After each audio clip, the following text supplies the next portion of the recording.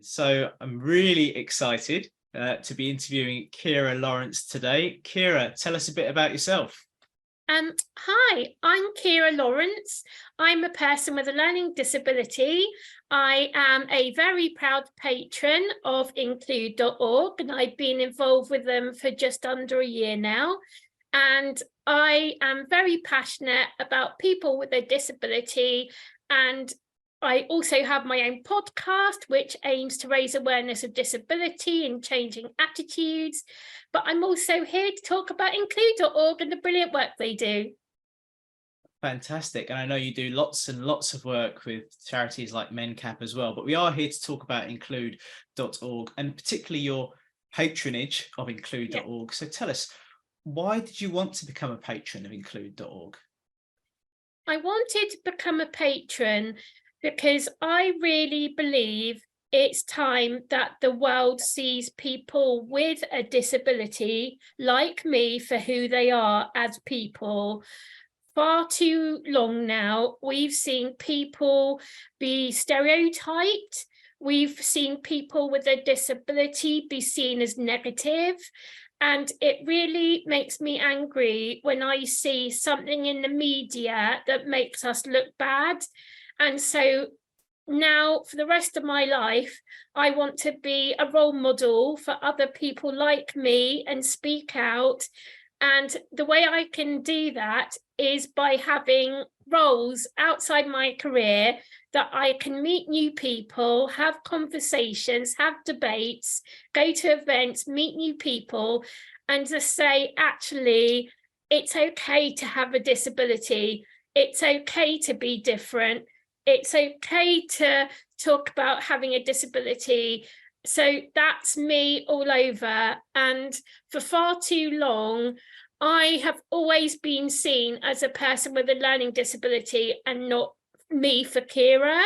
And now I want to change that and say, see Ciara before her disability. So that's why I became a patron, because I'm much more than my learning disability. I'm much more than that. Amazing. Thank you, Ciara. So what particularly about Include sets them apart from, say, anywhere else you could have gone to kind of fulfill that mission that you've set yourself? Well, first off, I'm a huge music fan. My family is very music orientated. We all love music in my family. I also have a famous musician in my family. My first cousin is The Edge from U2, the Irish rock band. And so for me, when I have days where I feel like I'm not good enough, or I'm not happy, or if I am happy, music is the thing that drives me. So if I'm feeling sad, or I'm feeling angry, or I'm feeling happy, or I'm feeling funny, I put on a lovely cheesy pop tune and it makes me smile. And I think music has power and it helps you feel a certain way. And so for me, when I found out about Include and I found out about the Include choir, I was like, well, I love to sing as well. I do a lot of singing. I sing around the house all day long if I had my way. And so it was a perfect fit for my kind of things that I love anyway, and disability. So that's why Include was the choice. Amazing. And I love music as well, and I'm exactly the same. Much to the annoyance of some of my family sometimes, that I will just run around the house, the street, the car, singing at the top of my lungs. And I must admit, I'm not the best singer in the world, but also I don't care. I love music, and I love enjoying music as well. And I think it is really powerful, and I love sharing it with people as well. Yeah. So you mentioned as well about kind of communicating with people, connecting with people, going to events. Has there been any particular events that Include have ran recently that you're like, oh, that was really good, I was really pleased to be part of that? Yes, actually. At the end of last year, Include had a stall at the Reigate Run event. And so I was meeting some of the people that belong to Include for the first time. So that was wonderful. I got to say hello and meet them. But also we got to perform. So the Include choir sang a few different songs and I stood in with them, and it was actually really lovely and it was warm. Everybody came and sat and watched, and it felt so inclusive. In my world, I spend every day of my life right now preaching inclusion. I think, for people with a disability like me, we want to be in the world, we want to be included in society. And so for me, that was a really lovely way of demonstrating how people with a disability are people like anybody else. They sing like anybody else, they perform like anybody else. So for me, that event really shone the light on a positive portrayal of a group of people who have a disability and to show how brilliant they are. I think actually I saw some videos of that event. It did look amazing, and we will talk later on about an upcoming event in Reigate as well. So we are doing this kind of both ways, I suppose. Was there anything you wanted to ask me? Yes, actually, I have got a question for you. So, Marcus, why did you want to learn Makaton signing? Oh gosh, it's a question with many answers. So I think we have to go back to my personal career before or around the same time as music and acting. I used to manage children's centres and public libraries, and my specialist area in public libraries was children's libraries. Okay. So I used to run lots of events for babies, toddlers, primary school children, and this was around the time where you were starting to see a lot more Makaton on the telly, and we know it's been around since before most people realise, but certainly was really kind of taking off in a big way, and became a really useful, easy way, not just to communicate with very young children who couldn't necessarily speak yet, hadn't learned words yet, but also where I was working in a part of East London, it was really a lot of languages. Children growing up with lots of languages around them and lots of different kind of inputs, and having some easy way to kind of communicate with them was really important for me and my team. And it was also loads of fun. The parents got really involved with it, we got really involved with it, the kids enjoyed it. And I think actually before I did my level 1, thanks to Include, one of the best pieces of Makaton at work, and what we talked about earlier, inclusion, I'll never forget. It was fascinating. I've been running class visits for lots of years, many years, probably about 10 years. And the class visit program in public libraries is essentially the school brings the class to learn about why the library is such a brilliant place, why it's not just a shelf full of dusty books, but there's activities going on. And it doesn't matter if you're really good at reading or if you don't care for what you're being taught at school. This is a place where you can escape and be safe and have loads of fun, and it doesn't need to just be about books. So each year group has a rough lesson plan. It's meant to be fun, but we do a bit of work in our lessons. Come year 3, we talk about why we organise information in a certain way. So in this particular lesson, I was talking about fiction in an alphabetical order. And I asked this year 3 class, I can't actually remember the question, but I remember what happened as clear as anything. The answer was J. And I was waiting as normal for a child to shout out or a child to put their hand up. And then I just watched 30 children staring back at me and just go like this. And I was like, whoa. Yeah. Where did you learn that? Yeah. And the teacher, she was an American woman. She said, well, the first thing I teach my kids in any of my classes, whether it's year 3, year 1, year 6, is the alphabet in Makaton. Good. Because I realise not everybody is going to feel comfortable sharing the answer, shouting out, putting themselves on the spot. But this is a way they can show me that they're listening, they understand, and all take part. And it just blew my mind. It was such a simple thing. And I was like, that is amazing. So all of these kids were paying attention and giving the answer the way they felt comfortable. And I was just like, wow, this is really, it's quite something. Something as simple as learning the alphabet. Fast forward from that experience, any chance of kind of any learning and development, I absolutely eat up. And I ended up doing my level 1 with Alex from Include. Really enjoyed that. And then beyond that, just hearing about the work that Include do, again, very similar to yourself, really passionate about inclusion and making sure that everybody is involved.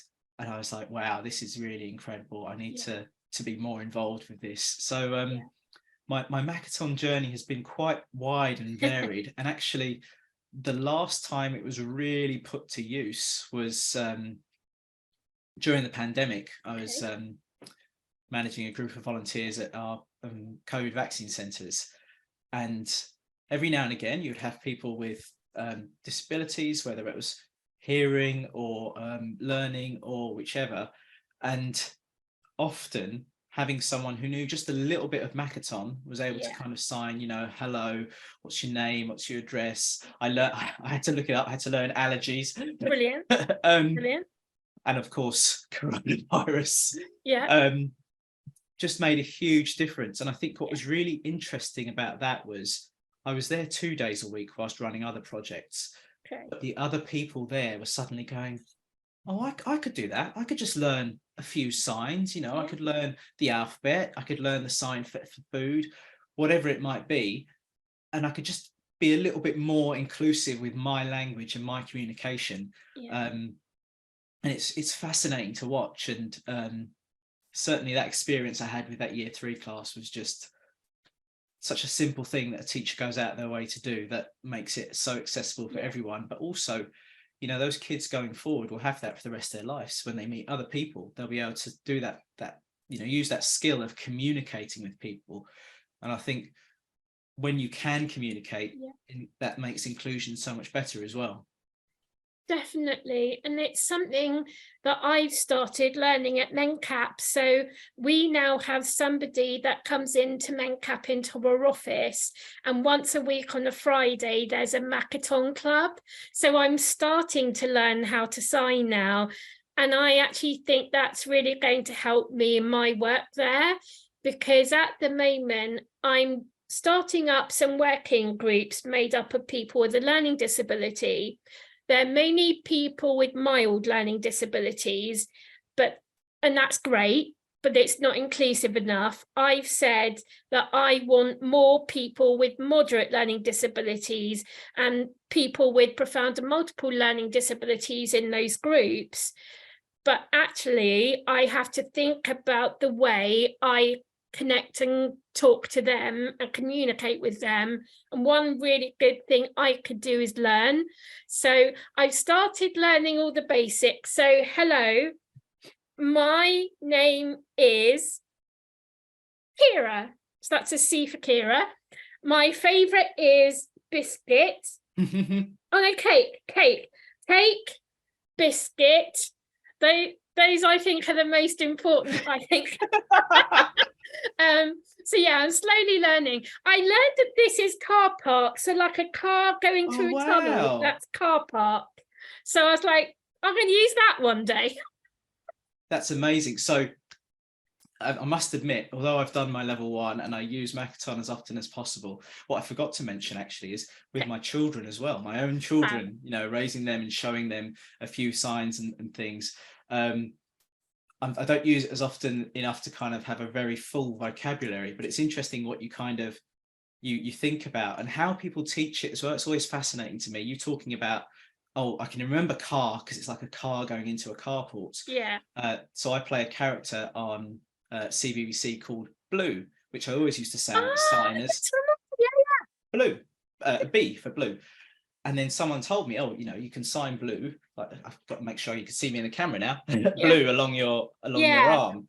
And the way it was explained to me was, it's like your vein is blue. You're pointing to your vein. Yeah. And I'm never going to forget that now.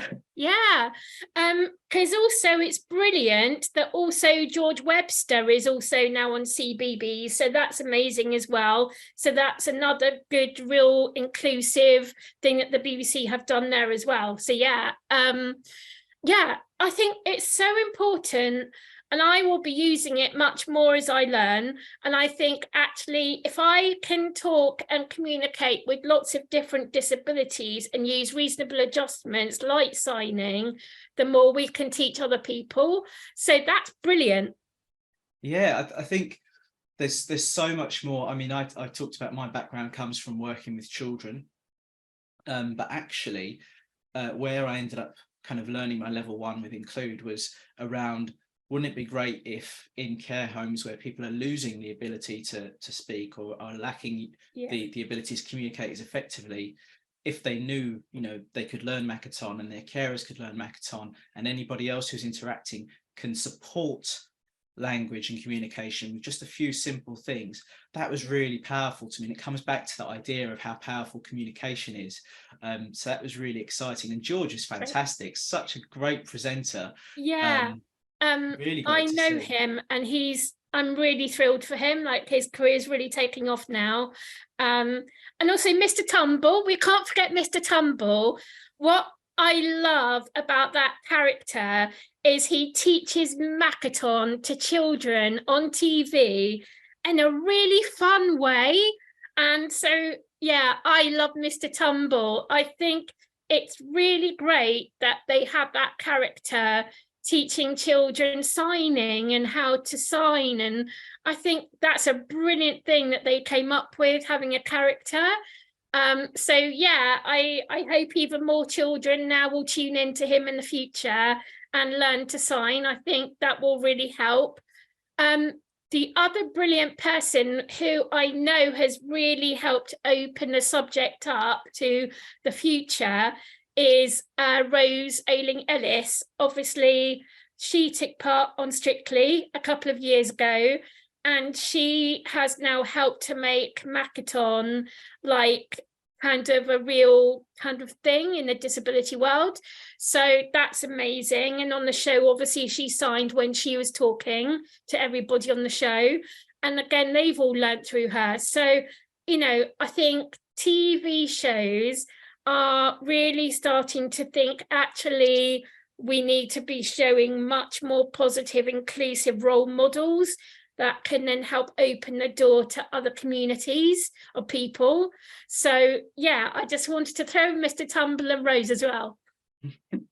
Yeah, absolutely fantastic to see that level of inclusivity, and I think he's really like a living legend in the children's TV world now, Mr. Tumble. Yeah. I did a show with him 3 years ago. Amazing. And I say with him, we were on the same stage at different times, but what was really fascinating and really funny for us was afterwards, this particular show, your ticket included like a meet and greet. You could choose who you're going to come and see. You're going to come and see And in the Odd Socks. You're going to come and see Mr. Tumble. You're going to see Dr. Ranj. You have quite a few people from CBBC, all in different tables and queuing up for like photographs and autographs and things. And there's a lot of people queuing up for all these kind of meet and greet events. Mr. Tumble's queue, it went round and back and round again. It was huge. Half of the queue was dressed like him as well. And that included parents. Amazing. Yeah, absolutely. Just and he's such a really kind of down to earth, lovely guy. So much time for everyone. I don't know how many hours he spent there signing autographs, taking photos, talking to people. Just absolutely incredible. What is unique about Makaton?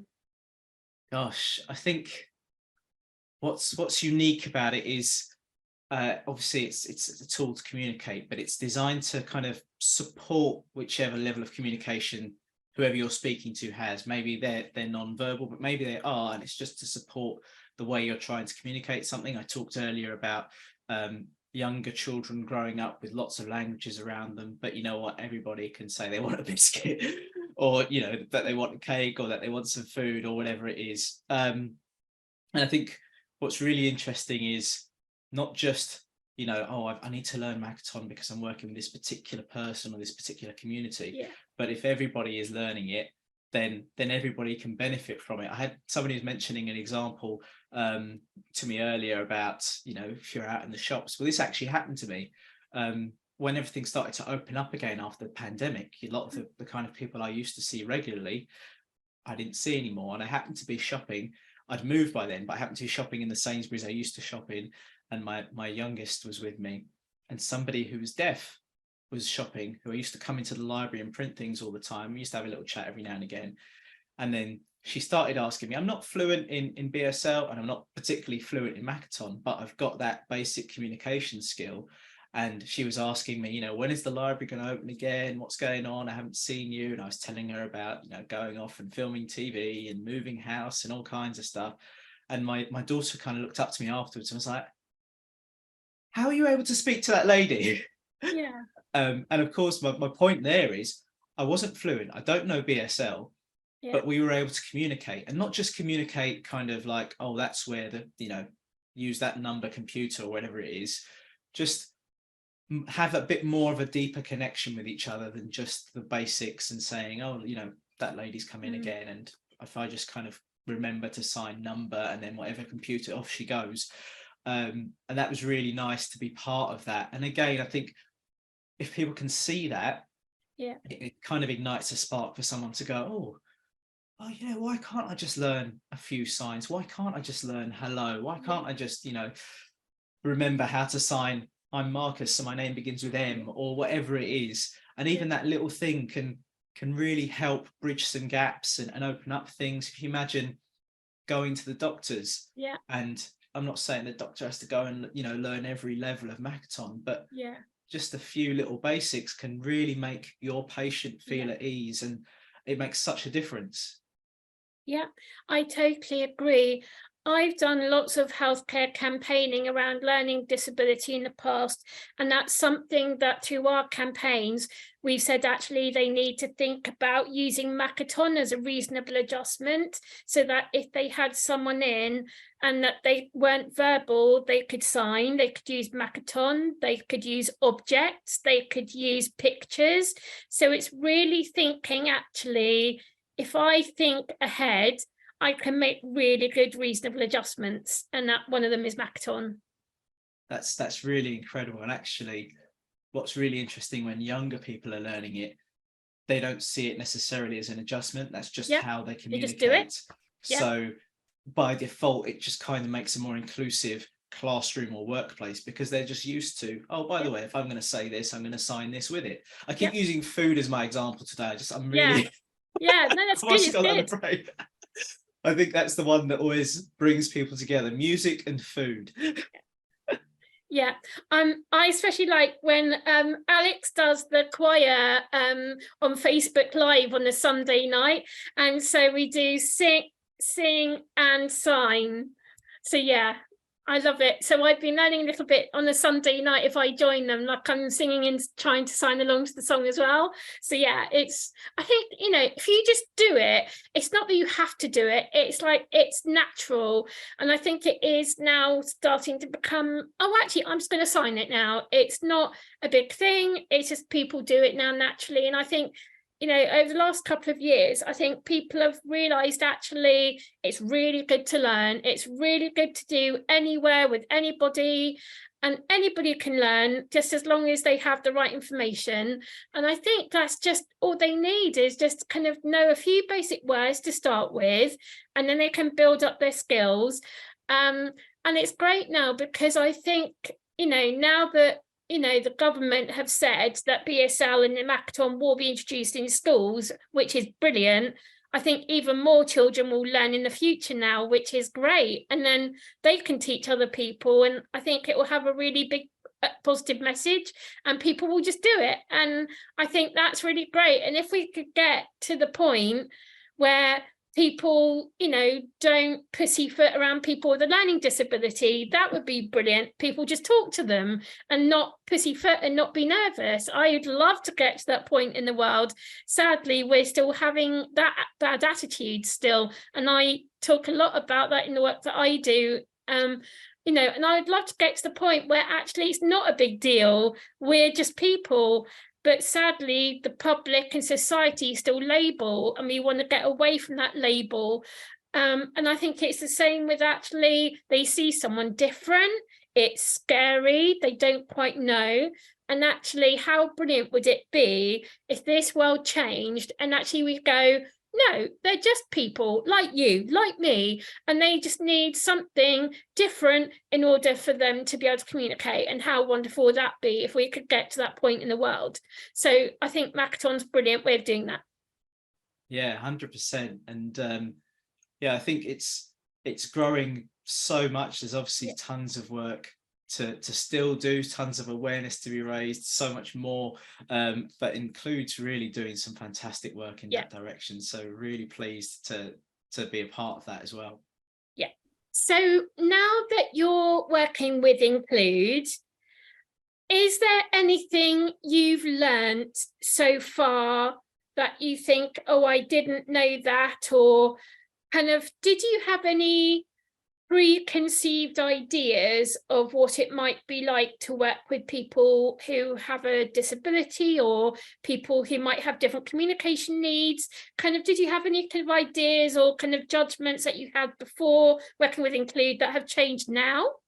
I think because of my background working in local authority and front-facing services, and particularly, funny enough, I always say, you work in public libraries, you serve the entire community.